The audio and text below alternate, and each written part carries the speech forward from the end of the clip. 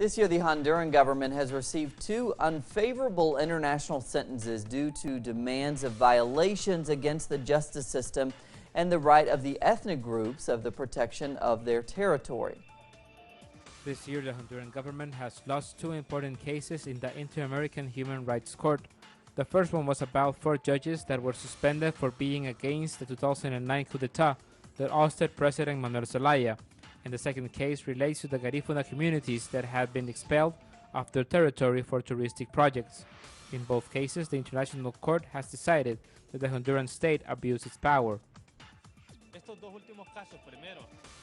In these last two cases, the one of the judges for instance, it is important to generate jurisprudence to finally establish the role of judges in the protection of the rights of freedom of speech, of the defense of the state of the law and of democracy. Another very important sentence is one on territorial rights.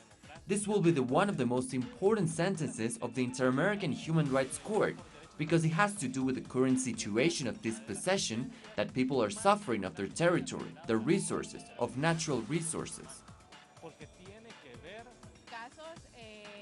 The cases don't have solutions in the national justice system.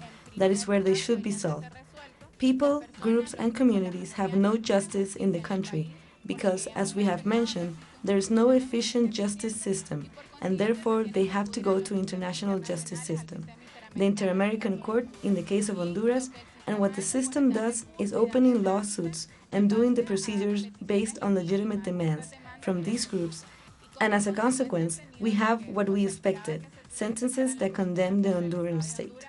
The international justice is beginning to listen to the hundreds of demands presented by the people of Honduras who have been suffering of human rights abuses since the military coup against democracy more than 6 years ago.